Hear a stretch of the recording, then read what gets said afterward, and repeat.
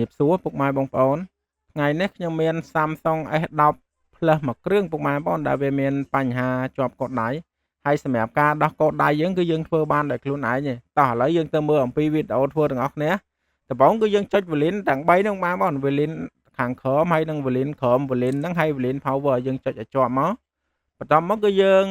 វារលត់ទូរស័ព្ទបែបនេះពុកម៉ែបងប្អូនពេលដែលយើងចុចជាប់វារលត់អញ្ចឹងគឺយើងបលែង Volume ដកគឺយើងទៅចុច Volume បោកណាពេលដែលយើងចុច Volume បោកហើយគឺវាចេញក្នុងទ្រង់ទ្រាយបែបនេះតែវាអត់បានជោគជ័យណាពុកម៉ែបងប្អូនអញ្ចឹងយើងចុច Volume ដកទាំង3ហ្នឹងមកតាទៀតដូចពីវីដេអូមុនបន្ទាប់មកគឺយើងបលែងគឺចុច Volume ខាងបោកណា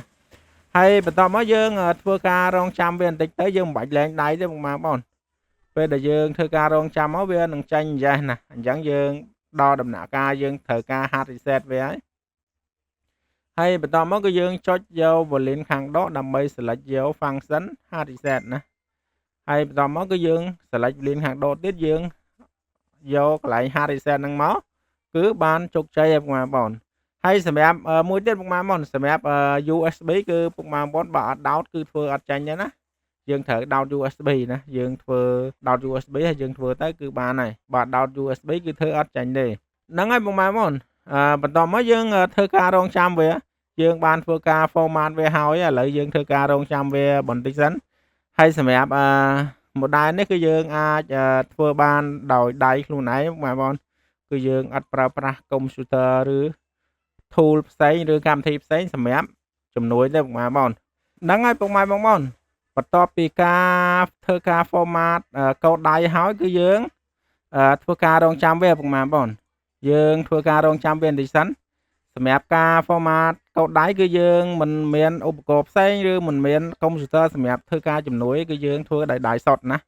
ហ្នឹងហើយឥឡូវសម្រាប់ការ format កូដដៃយើងគឺបានជោគជ័យពុកម៉ែបងប្អូនអ្វីដែលយើងត្រូវធ្វើបន្តទៅទៀតគឺយើងត្រូវការ activate ម៉ាស៊ីនហ្នឹងឲ្យដល់កម្មវិធីវាណា